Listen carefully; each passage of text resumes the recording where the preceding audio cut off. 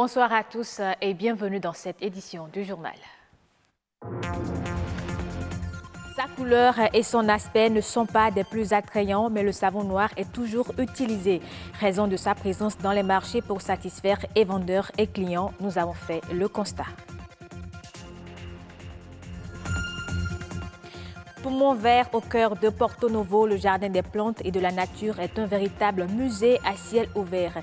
Il attire chaque année plus de 20 000 visiteurs. Nous y ferons un tour dans ce journal. Et puis, les écureuils se préparent pour les éliminatoires de la CAN Cameroun en 2019. La troupe au complet mise sur les séances d'entraînement pour de meilleures prestations.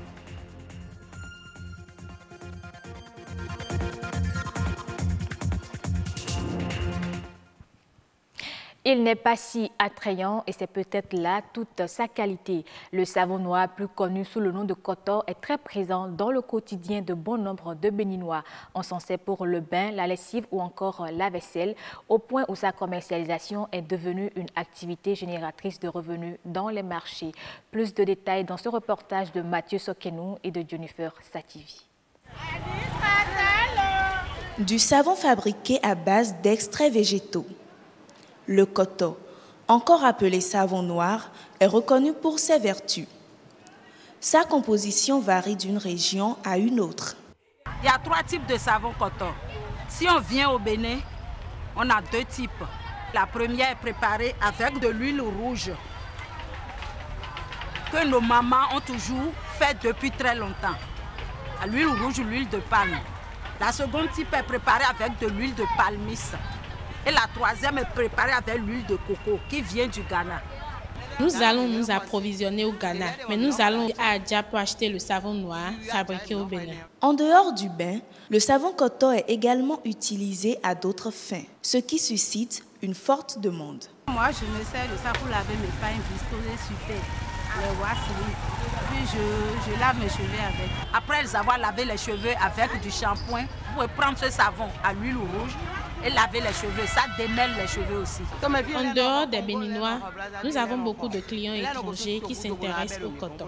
Livré dans des paniers ou des sacs de jute, le savon koto est ensuite réparti en portions dans de petits récipients ou des sachets en plastique pour la vente. Ce procédé permet aux commerçants d'en tirer un meilleur profit. Il y a des clients qui viennent, qui prennent en panier, les revendeuses. Mais ici, nous, on les fait comme ça. Quand vous arrivez ici, vous prenez ce tas-là à 1000 francs. Quand vous les payez en gros, vous prenez 3 à 2500. Vous allez revendre. On l'a fait jusqu'en plus petit. Le haut là-bas, c'est le plus gros, c'est à 4000. Ça là, c'est 1000 francs. Il y a encore qui est plus petit que ça, à 100 francs, 500. En un mois, on avoisine, si le marché va bien, on avoisine jusqu'à 20 paniers. Sur un panier de coton, nous pouvons avoir un bénéfice de 5 000 francs ou de 7 000 francs. Selon un rapport du site du quotidien français Le Figaro datant de 2015, le savon noir d'Afrique de l'Ouest est très riche en vitamine E, un antioxydant qui freine le vieillissement de la peau et assure la stabilité des structures cellulaires. C'est un musée à ciel ouvert, mais c'est aussi ce qu'on pourrait appeler un mélange de nature et d'histoire. Le jardin des plantes et de la nature de Porto Novo s'étend sur plus de 3 hectares presque au cœur de la ville. Plusieurs espèces de plantes y sont conservées, les unes plus vieilles que les autres. Agnès Belot et Mathieu Sokenou nous y emmènent à travers ce reportage. Considéré par beaucoup comme étant le poumon vert de la ville capitale Porto Novo, le jardin des plantes et de la nature est un musée à ciel ouvert. Il conserve plusieurs variétés d'espèces végétales qui témoignent de son histoire. De la forêt sacrée en passant par le jardin colonial jusqu'à l'actuel jardin des plantes.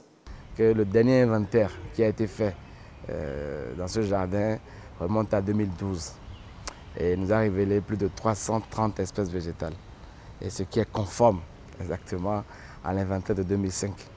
Mais depuis 2012, nous avons mis en place un programme qu'on appelle le programme Zumbuche, financé par la Fondation EDF, Électricité de France, qui nous permet en fait aujourd'hui de repeupler le jardin. Ce qui fait qu'aujourd'hui le nombre d'espèces en 2017 passe de 330 à 430. Le jardin des plantes est très riche en espèces rares telles que le laurier sauce et le poivrier planté depuis 1905 par le gouverneur du Dahomey d'alors. Que dire de l'iroko et du colatier, tous deux vieux de plus de 300 ans, les vestiges de la forêt sacrée. Même la présence de singes et d'écureuils sur ce site constitue un attrait pour de nombreux visiteurs. Nous sommes à peu près à 20 000 visiteurs par an. Et parmi ces 20 000 visiteurs, il y a une grande partie qui est constituée des visiteurs scolaires. Parce que depuis 2009, le jardin est inscrit comme site pédagogique d'exploration du milieu naturel. Et donc, obligation est faite à toutes les écoles, à partir du primaire jusqu'en classe de seconde, au secondaire, de visiter le jardin, non pas pour visiter, pour découvrir, mais pour y travailler. 100 francs à 300 francs CFA pour les visites scolaires, 500 francs pour la visite des touristes sans guide et 1000 francs pour la visite des touristes avec guide. De quoi payer les 16 employés du jardin et assurer l'entretien du site. Au Ghana, la société pétrolière norvégienne Aker Energy a reporté à début 2019 la soumission au gouvernement d'un plan de développement de son bloc pour forer un puits le mois prochain. L'objectif visé est d'identifier le contact pétrole-eau pour mettre à jour un modèle de réservoir. D'après le patron, c'est un moyen plus sûr de mieux aborder le développement de ce bloc qui contiendrait au total 550 millions de barils d'équivalent de pétrole en ressources contingentes. Pour rappel, la société Aker Energy devrait initialement produire le plan de développement du bloc au second semestre de cette année. Au Zimbabwe, la ZESA, la compagnie électrique nationale, a affirmé devoir mobiliser 20 millions de dollars, soit 11 milliards de francs CFA pour le remplacement des 4000 transformateurs qui ont été vandalisés ou volés à travers le pays. Au moins 3 transformateurs sont volés chaque nuit, ce qui rend littéralement la ZESA incapable de remplacer tous ces équipements, en grande partie à cause du manque de devises dans le pays. Un mot de sport pour finir ce journal. Pour le compte de la deuxième journée des éliminatoires de la CAN Cameroun 2019, le Bénin affronte dimanche prochain le Togo. Le sélectionneur Michel Dissoué et sa troupe préparent activement ce derby ouest-africain. Amidou Malé-Rossou et Herman Rodrigue Amegron se sont rendus au stade général Mathieu Kérékou. Ils ont surpris les écureuils en pleine séance d'entraînement. Une petite crête teintée aux couleurs dorées. Les barbes encore plus touffues que d'habitude, Stéphane Sessignon, dans son nouveau look, a répondu présent à l'appel du sélectionneur, tout comme la plupart de ses autres coéquipiers, convoqués par Michel Dissoué. Au menu de cette deuxième séance d'entraînement ouverte au public, exercice physique pour les uns et travaux de conservation de balles pour les autres. En un peu plus d'une heure, la fine fleur du football béninois s'est côtoyé sur cette pelouse du stade général Mathieu Kérékou, près de 10 mois après son dernier match. Cette séance d'entraînement a donc un goût sensationnel de retrouvailles.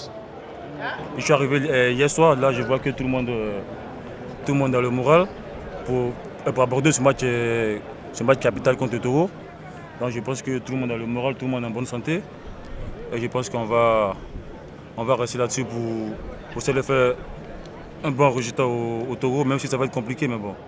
Compliqué, mais pas impossible, de faire un résultat positif à Lomé. Cet homme, Michel Dissoué, a peut-être les clés pour débloquer l'obstacle togolais.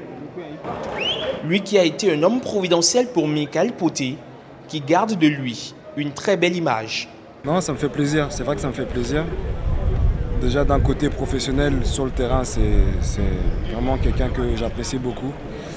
En dehors du terrain aussi, certes, mais ça a une saveur un peu particulière parce que ça a été le premier entraîneur à me lancer dans le monde pro, on va dire.